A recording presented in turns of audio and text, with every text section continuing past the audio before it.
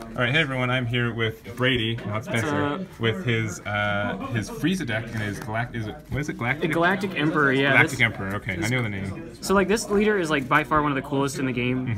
The only thing that sucks is his front side is like abysmal at building momentum. Yeah. So you just have to like hope your main deck is really good. Marcel Russell played a really cool list, and I just felt like I wanted to like work upon it, go farther. This leader is just sick though. So yeah, he's always I always come back to him. Yeah, it's just if you're unfamiliar with it, on the front side untap 1 of your guys at the end of the turn, backside untap 2, draw leader as usual. But he's really cool. The only problem is you are more reliant on your main deck than you are in any other deck in the game. Sure. So just because of that, we play obvious obligatory 1-2 swap guys.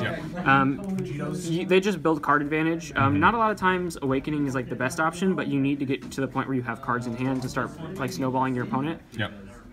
They're just the best at doing that. Sure. And then these, because you need them.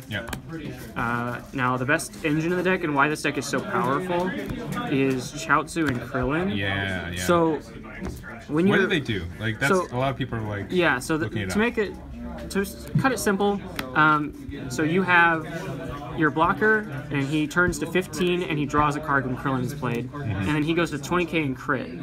So if you have multiple Chaozus, you can play Krillin and then draw 3, and they all pump, and then Krillin pumps. Does he go to? Does he only go to 20? Yeah, he only goes to 20. But the reason this is good is just because like your deck is just filled with like fat idiots that just keep untapping themselves at the end of the turn. So that you just build momentum off of that. And it's crit too, so that's always really crit is sick in this deck because of that. And then just to protect it, we played Ox King. Looking back, I might have cut this down to 2 because 3 felt like a lot, but it's so good when you have it. Like you just need it. But it's definitely not a 3-of for sure. 2 Videl. This is probably something I should bump up more and swap the Ox King around. This card is really sick too with Krillin, just because you tap it down. In general too. Yeah, you can tap it down, draw a card. It's like Galactic Mom Theory. Just a different mom. MVP of the day, Stenchful Bacterian. And what's that card do? So you take a life, and then rest a card, and then he gains 10k. It's not crit, right? It's just 10k? Just 10k, yep. What makes it so good is you'll be playing in matchups where you just can't deal with one of their guys, or you need to put something in rest so you can start pushing, and then he can just come into play, rest the guy down, and then you can make a big push with Krillins. It's really helpful in like most matchups, but if for whatever reason the matchup starts getting faster, or they can start like killing you early, you just side it out, not a big deal. 2 of Big Vanilla Goku. This card's really strong, but at the same time, it's only good when you have Shugesh live. Sure. So like if I knew my opponent was bringing Cronoa, which is often, I'd just side him out. He's a big boy though. Oh, he's huge. He's so good. And this is another Cronoa card, but this card is like also just pretty strong in general. 15k pops a rested card, similar to Kid Goku. And you can find him with Successor as well. Yep, if it ever comes up. It didn't come up today, but it usually doesn't.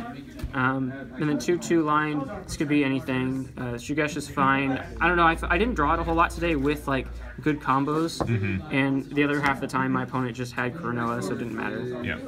And then 4 Bloodlust. This is like the reason you want to play the leader over the untapping, just because if you have a Chaozu Krillin backed with this, it's really hard to start dealing with them, and you can snowball off that. Definitely. 3 Nimbus. It felt fine in the main at 3. I don't know, there was a lot of times where I felt like I had too many extra cards, like Nimbus and Gold Bloodlust conflicted, but there's not really a whole lot you can do about it. Sure. At least with the way the list is built. 3 Successor, just to get to your cards, make sure your consistency is there. 2 Iskai, it finishes games, but it's also really strong with Krillin because it just turns him into a 30k crit, which is relevant in like random situations. And then for the Overrealms, these 4 idiots. I was talking earlier about how this card just underperformed, and it felt like it was more of a side deck card, so I think I just play Fu over that. Fu. The game is actually slow enough that a lot of people get to 6, and I feel like Fu's super strong because this card is like good in like select matchups, and like you only want it because like you got to protect your guys. But in the end, you have like all kinds of other cards to protect your guys, so it doesn't matter. Sure. And then so my side deck was kind of thrown together this morning, but I felt like it did the job. 3 Legic. This is good when you go second. You know you're going second. So you just bring it in. I've always played that with this leader. 2 Clan of Terror. The theory was if I play against a swap deck, like this is very good against swap decks. Yeah, definitely. Crusher Ball. This is mostly for U7. It has like overlap versus Hercule, but it's not necessarily like amazing. Nimbus and Battering. Battering did come up once today, but I mean, it's just you have to play it in the side. Yeah.